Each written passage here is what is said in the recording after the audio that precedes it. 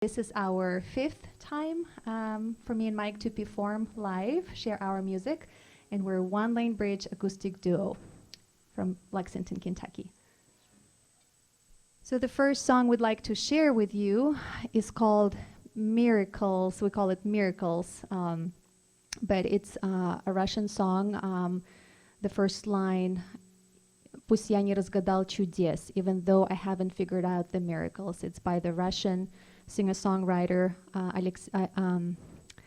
Andrei Makarevich, and I've enjoyed the song since 1998 when, during the second year of college, on Women's International Day, my dad gave me, my mom, and my two sisters, one of the gifts was the newly released album, Women's Album, Женский альбом, by Andrei Makarevich, and so that song is from there. And also, this song was Mike's first experience. Me singing this song at an open mic at Common Grounds Coffee Shop was Mike's very first experience of me. And so we'd like to start our performance with this that song. Special evening was 3 years, 13 weeks, and 3 days ago. The song is about two people who are in love. It's a complicated story. One person is a river, and the second person is a dark forest. The river is flowing through the forest, yearning, searching for that mysterious light. And then the river turns around, loses hope, and turns around a little bit too soon. And so at sunset, the person who lives in the dark forest comes out to the river, steps on the sand.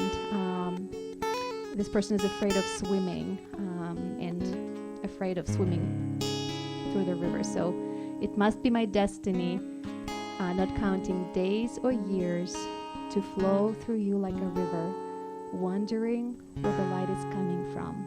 That's the last lines of the song.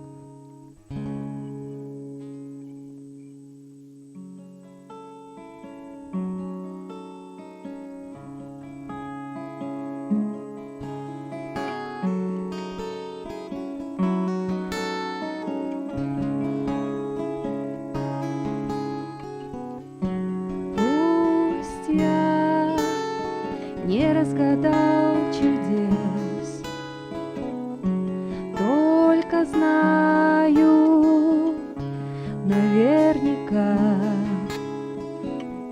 у него в душе темный лес,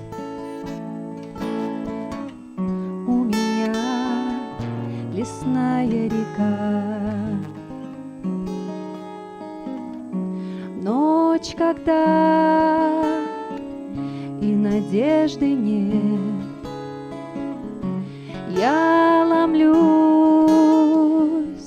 в его бурелом и бреду на призрачный свет,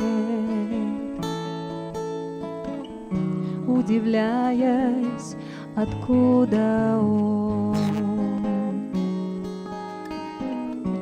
И не веря ни в рай, ни в ад, в темной чаще ищу ответ, но всегда возвращаюсь назад, не дойдя до места, где свет.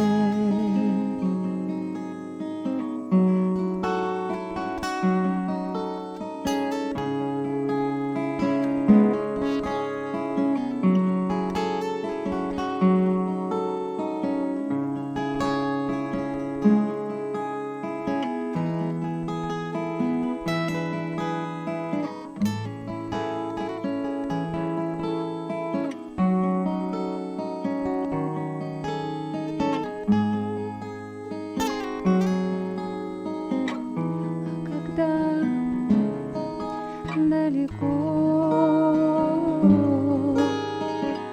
солнце круг еще невысок, ты выходишь реке и ступаешь на мой песок. Я смываю твои следы. Я все ближе день ото дня. Жаль, что ты боишься воды и не можешь проплыть меня.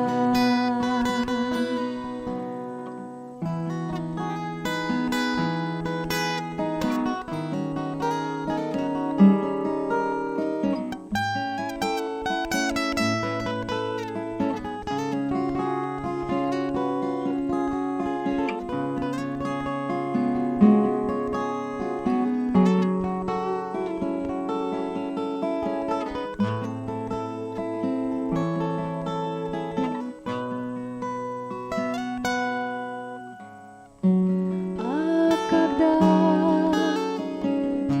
под вечер закат разукрасит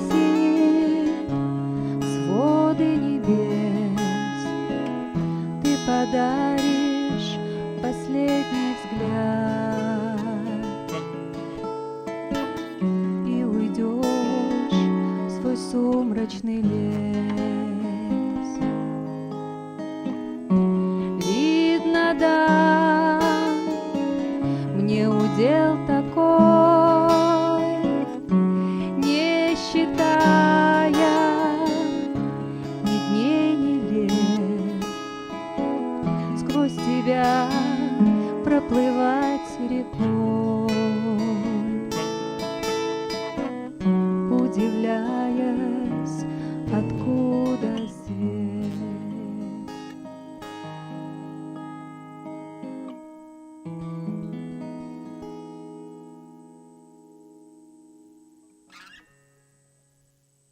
Yeah, if you guys ever want to, check this out, we got the WRFL YouTube channel. You can check that out. We got like 50 or 60 subscribers, so it wouldn't help for you guys to subscribe.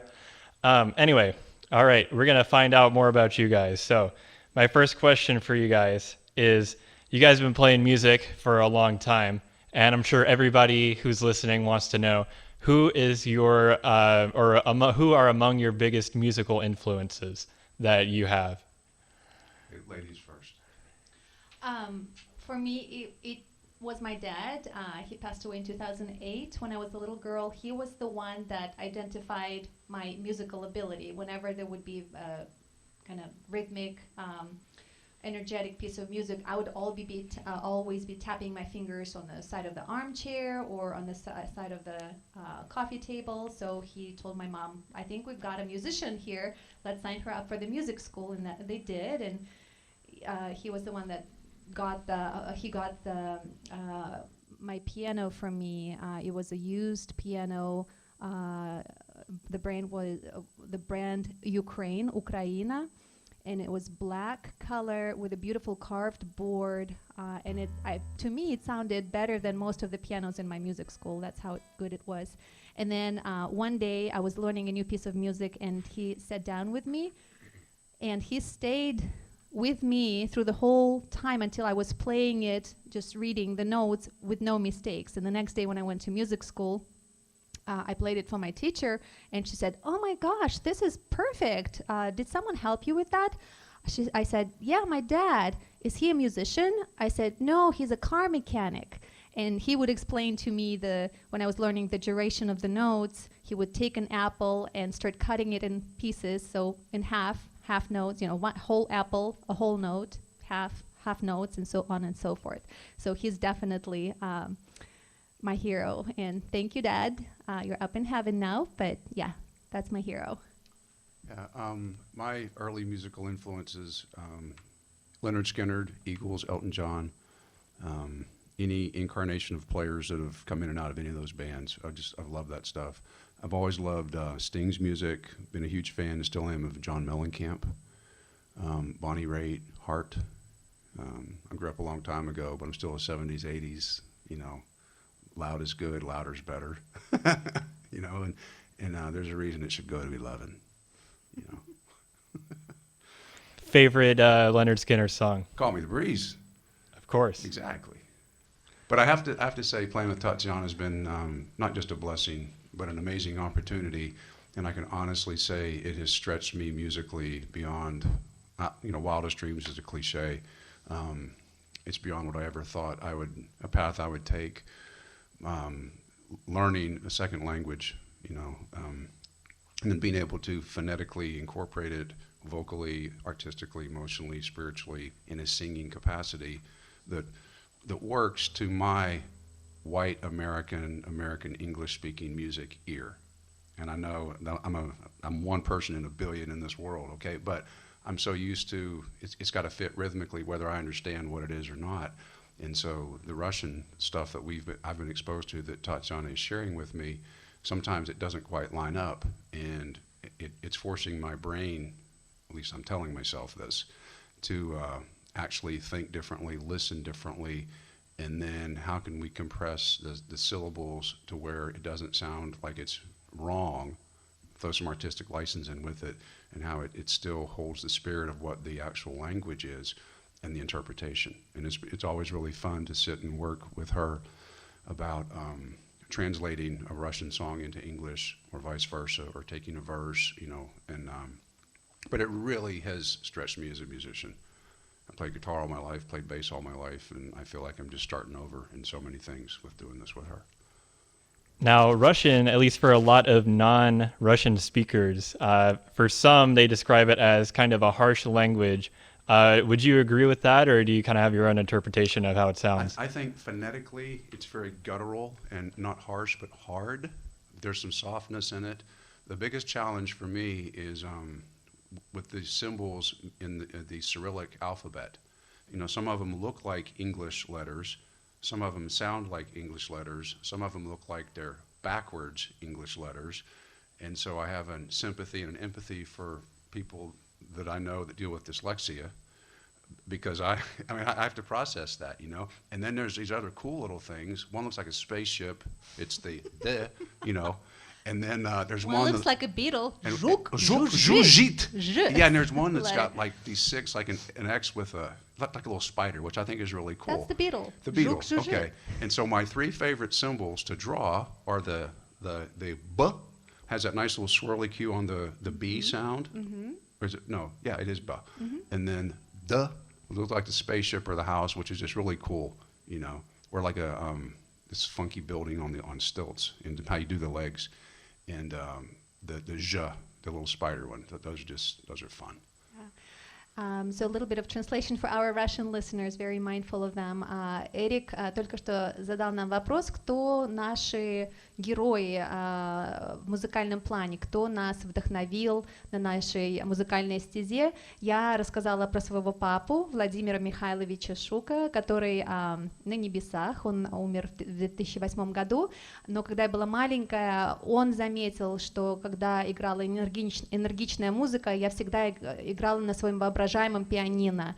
То ли это был краешек журнального столика, то ли ручка кресла, и он сказал моей маме, что у нас музыкант в семье растет, давай ее отдавать в музыкальную школу, и он купил мне мое пианино, оно было бывшее БУ, то есть не новое, а старое, и оно звучало для меня, марка Украина, для меня оно звучало лучше, чем большинство инструментов в моей музыкальной школе, и папа также учил меня, когда изучала длительность музыкальных нот, он брал яблоко и объяснял, целое яблоко — это целая нота, потом разрезал яблоко наполовину, теперь две половинных ноты, потом еще раз каждую половину наполовину, а это четвертные ноты. И для Майка его герои — это группа музыкальная Линард Скиннерд, Элтон Джон, Стинг, кто еще? Who else? Eagles. Иглы, The Eagles, которые поют «Отель Калифорния», и Джон Мелленкэмп. So, это вкратце, чем мы с вами поделились. So we'd like to share the next song with you all.